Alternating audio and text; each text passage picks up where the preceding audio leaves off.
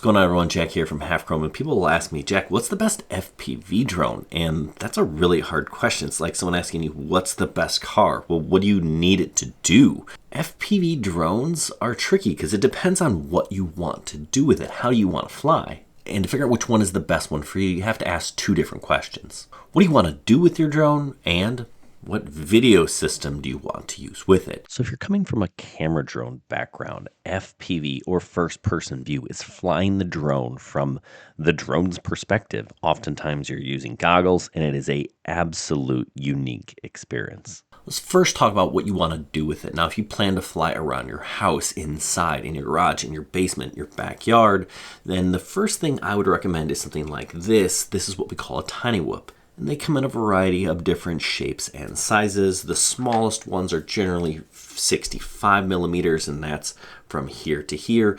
And a small 65 is best if you're just going to fly indoors. Now, I love these things. They're safe, they're durable. You can fly them inside and you can fly them outside. If you want to fly inside and out, I'd probably jump up to the 75 millimeter wheelbase, which is a little bit larger. You'll get a little bit more flight time that way also. Now, I know later on I'll talk more about video systems, and if you want a better video system, you might have to go a little bit larger. This is a Meteor 75 Pro, which is actually 80 millimeters.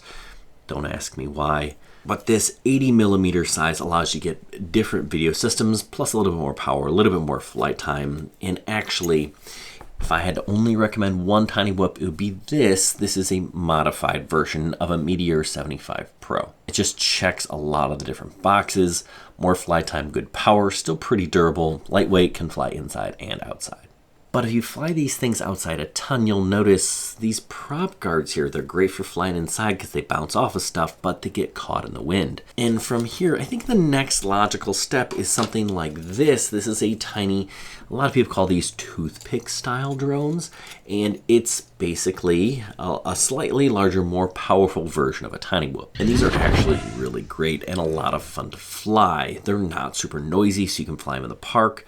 If you have a decent sized backyard, you can still fly these in your backyard, but these are more maneuverable. You can do more flips and rolls and things if you learn how to fly in manual mode or acro mode, which you're going to want to do if you're flying FPV. It just allows you more freedom, but it's going to take some practice, and I definitely recommend a good simulator. There are a lot of different toothpick style drones out there. Sometimes people call them 2-inch quads, sometimes even 3-inch, and I'll talk about the inches here in a second. But a small drone is also nice because in the United States, drones need to be under 250 grams to avoid remote ID and to avoid being registered with the FAA. So a smaller drone allows you to do that. But a lot of people don't like toothpicks because they're just too light, too small. And that brings me to this. This is my Emax Baby Hawk. This is a 3-inch quad. Now, what am I talking about? Inches, 2 inches, 3 inches? Well, let's pull out the tape measure. We're talking about the propellers here. This is a 3-inch propeller. So as it spins, this propeller is 3 inches. And kind of the standard for FPV drones is actually 5. A 3-inch or a 4-inch will be able to do a lot of the same things a 5-inch quad will, but it'll be quieter. It'll be a lot less noisy.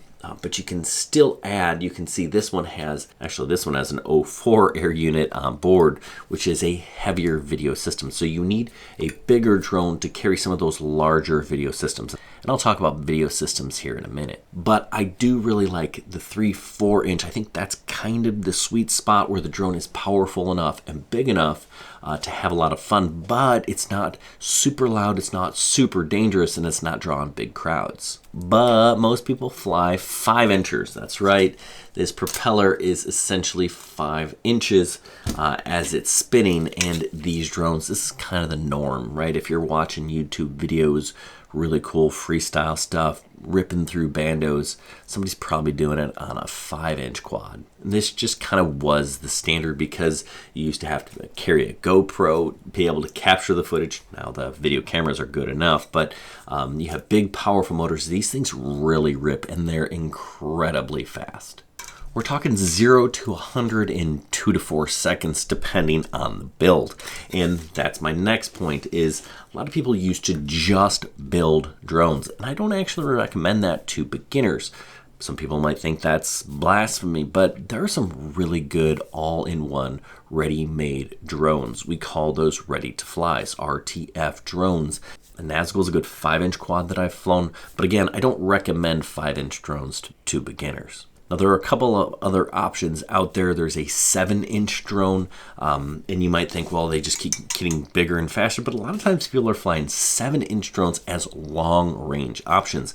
The bigger the propeller, the bigger the kind of wingspan, the more flight time that you'll have. So those are more for people cruising. A lot of times you'll see people flying over mountains majestically. Those are probably 7-inch long-range drones, but it really could be anything.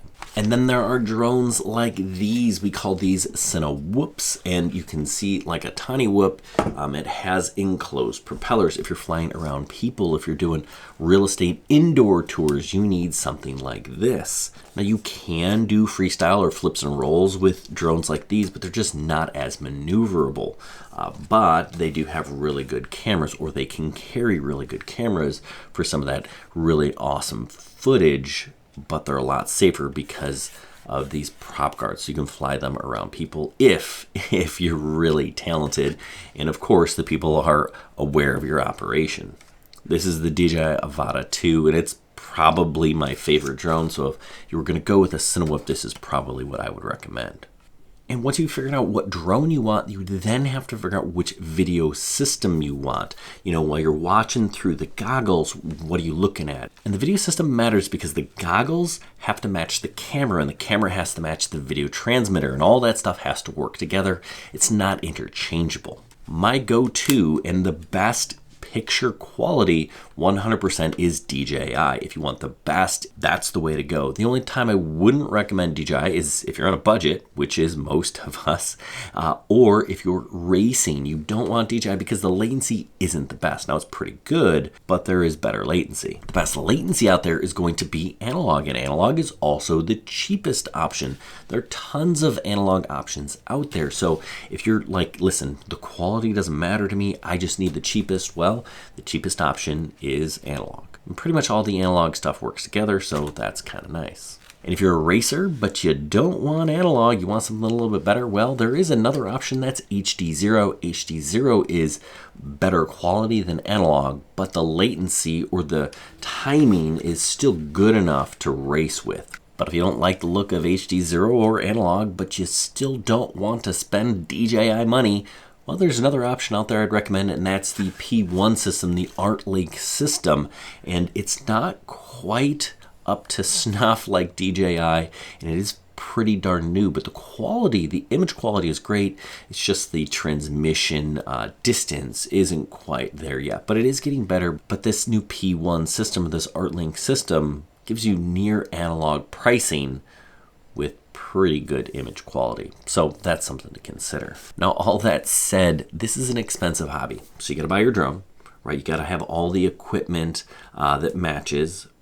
Means you need goggles, you need batteries, you need a battery charger.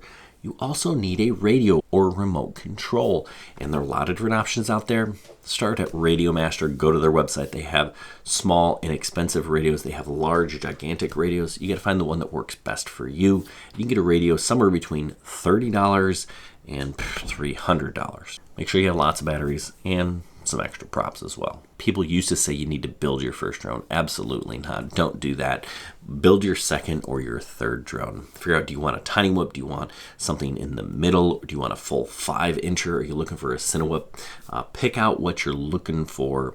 Find a good, ready, built one. Make sure you're in this hobby because you're probably going to have to repair it, right? If you crash, and you will. Building is a whole nother thing. You got to build and you got to program, you got to set it up in beta flight. Don't worry about that. Now, I do have videos on that. Lots of other people have videos on that.